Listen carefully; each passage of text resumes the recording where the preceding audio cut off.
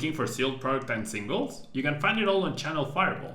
Please use my Tailmon affiliate code when checking out to help support my content. Looking for PTGO codes? Potown Store has all the latest sets and promos, instantly delivered to your email. You can use Tailmon code when checking out for 5% off. If you're from Europe, Millipots Gaming has a wide array of sealed products, singles, and more.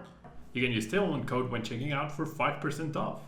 Card Market is Europe's largest online marketplace for Pokemon cards. Whether you're looking for sealed product or singles, vintage or the latest sets, just follow the link in the description to find what you need. Want to show off your love for Tablemon? Check out my 2021 merch. These new hoodies and shirts are available on Amazon. Click on the link in the description to get yours. Welcome everyone to our recap of the 50 keys, 50 decks experience. We start off with Orbital and Eternatus, followed up with Raikou and Porygon. Flygon and Snorlax got us 5 points. It was quite a wild ride, honestly. It was really quite an experience to utilize 50 different decks, one for each key. We had finalists over here, had a disappointing Welder Mewtwo, and then some really good ability Reshizard. All the videos are there on the channel for you to watch. It was really quite an experience, honestly. I know a lot of you felt like I was raging too much. I was even called a crybaby, an adult crybaby. And I opened up a little bit about this on my, I think it was on the Bird Trio deck. So if you haven't watched that, you should totally watch that because it was a really cool video as well. But like overall, for those of you who may be new to the channel, or for those of you who have been following me for a while, I've been doing this for full time. I've been doing Tablemon, right? YouTube, streaming, coaching, full time since the 1st of March 2017. All right, so the 4th anniversary of me doing this full time is about to come up. Okay, this is the longest I've lasted at a job, right? All my previous jobs, I majored in chemical engineering. I had previous jobs doing chemical engineering, and it was definitely not my thing, right?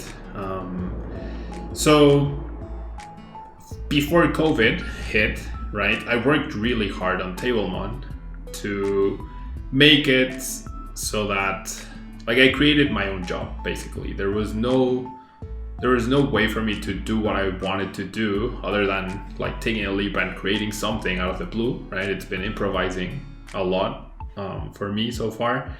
And basically, I try to make my job revolve around competing, right? Because I love competing and I love winning, right? Above all, I love to win. I'm a very competitive person in everything that I do in my life. If I enjoy it and I can compete in it, I'm gonna compete, okay? And that's why you see me get very frustrated when I lose and very happy when I win, right? That's why you see that huge dance of emotions from one side, from one polar end to the other, right? Because I love winning and I hate losing. That's just me personally. All right. And then I don't mind losing when it's like I generally got outplayed or it's like a bad matchup. Like there's not much you can do. But when it comes down to getting Marnied into dead hands, when it comes down to reset stamping them to 1, when they have 30 plus cards left in their deck and they recover and beat me, which is possible, right? But the thing is, like, if I could do those situations 10 times over, I would probably end up winning in 9 out of those 10. It just so happens that the one time they were going to beat me happens to be also the time when I'm recording and I'm playing, and it actually matters because it's the only official tournament, right? So going back to that, like, I try to make my job revolve around competing, right? Traveling around the whole world, competing, making a name for myself. I've been playing this game for almost 20 years rather. As you can see, we got 90 points total. We did qualify for the next phase in Latin America, and I believe 90 points, I'm not sure as of recording this video, but I believe 90 points would have been enough to qualify in every single region. So no saying that, oh, Pablo, but you're in Latin America, that's easier. No, all right? Like, this is pro gamer status. I would have qualified in every region, I believe, right? As of this moment, I am qualified in every region. I'm actually position 69 in Latin America, which is pretty funny. But yeah, anyways, I love to compete, so I made it so that I made my life revolve around giving myself the possibility to go and compete every single weekend. It would be at League Cups, League Challenges, regionals, internationals, and worlds, right? Like, if you've been following the channel for a while, you know that that's what I did. I was at every regional, not every regional, but I was at a lot of regionals, every international, world championships. Like, I was there, right? Competing. And so I also love to travel, right? So I combine those two, right? I get to travel and I get to compete, right? And it was perfect, right? And then I also do a lot of coaching, or used to do a lot of coaching. Before COVID, I even had a waiting list for people who were interested in me coaching them and getting better at the TCG, right? Because despite what you see in the videos with the rage and the misplays, like, I'm a very analytical person.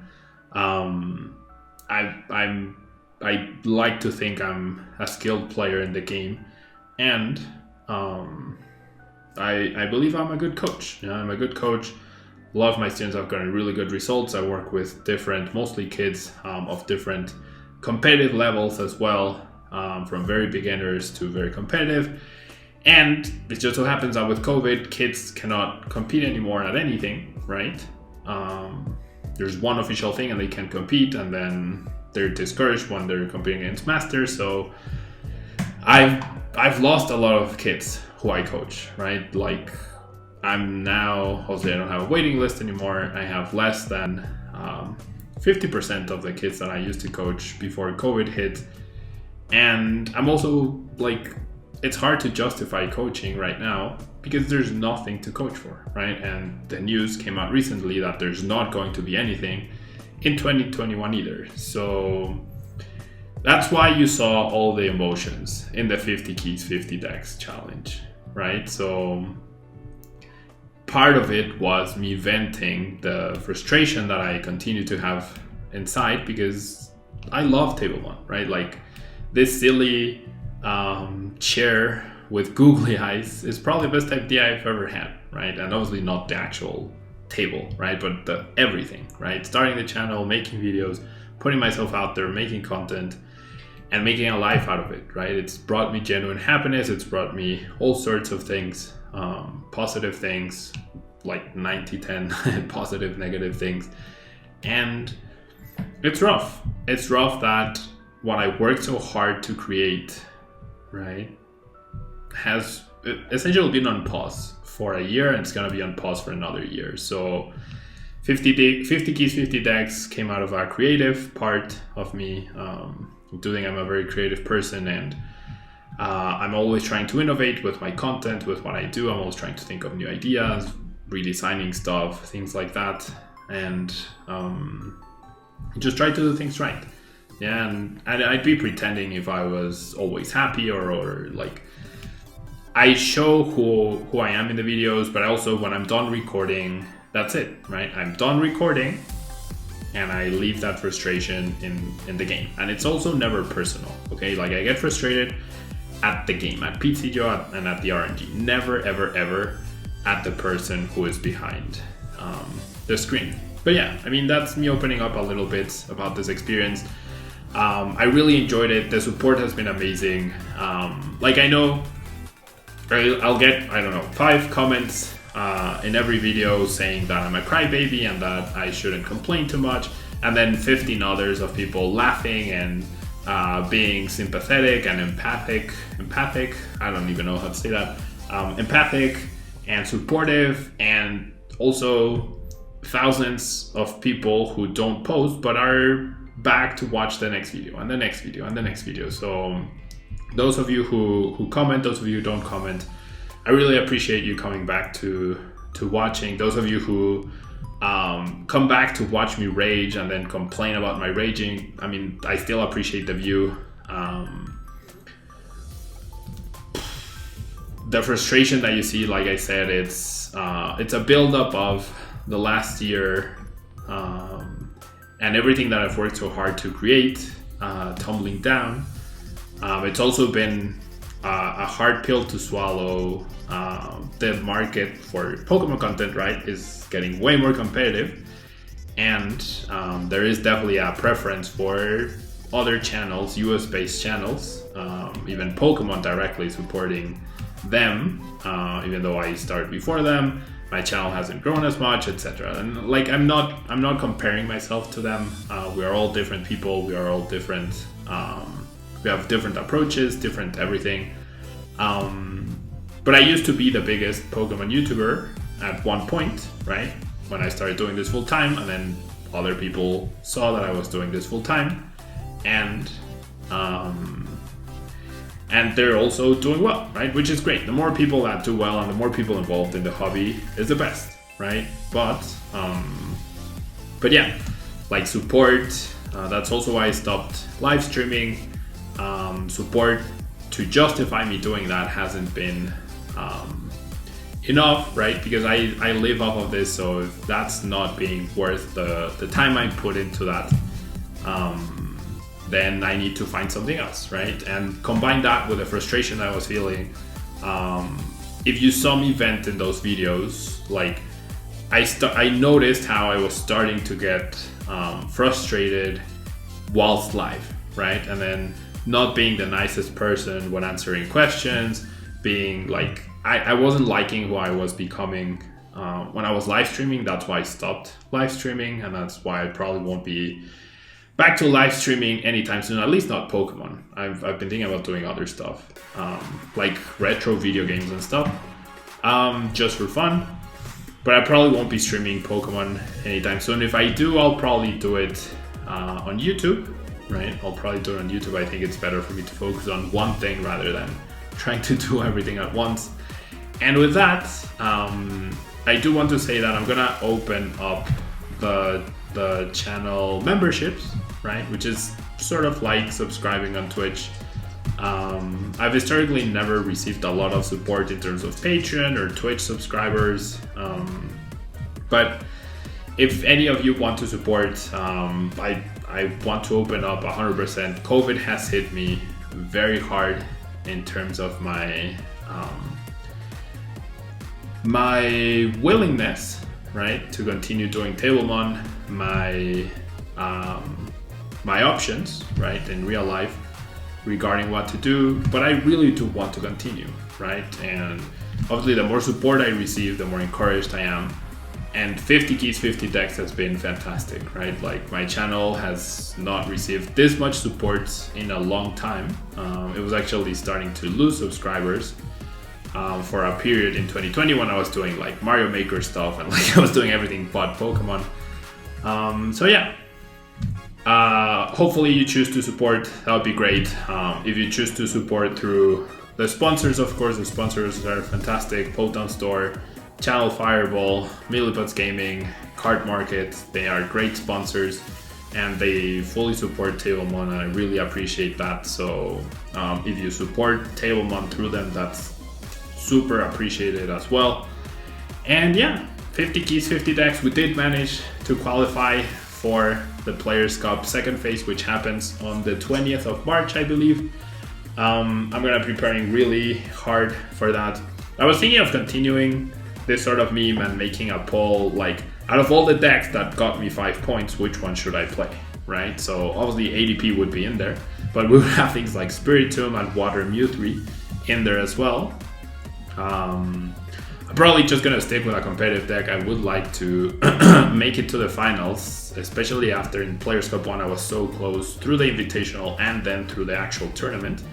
I actually misplayed pretty badly in the actual tournament to put myself out of contention for the tournament, for the finals rather. But yeah, I really want to do well in the Players Cup 3. I think 50 keys, 50 decks was not only enjoyable for me from a content standpoint, because despite what you saw, I really enjoyed like playing different decks, not having to think, oh my gosh, so what do I play, and going into this loop where you play one deck, but then you do bad, and then you switch deck, and then you do bad again, and then you do well, and then you continue to play that deck, and then you do bad again, and like this loop that people get into, including myself, where you don't know what deck to choose. Like when I took the what deck do I play out of the equation, that was really fun.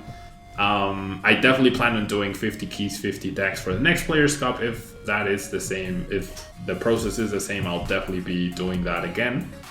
I think it would be fun, and we'll have Shining Fates and Battle Styles to add to the pool of decks to take out crappy stuff like this one, right? Crappy stuff like Aerodactyl Galissa, but we'll be able to play Urshifu VMAX and things like that. So I look forward to that. 90 points, I think, is impressive, right? It's almost 2 points per key with things like Pikachu VMAX, right? And Cryogonal decks. And I don't know.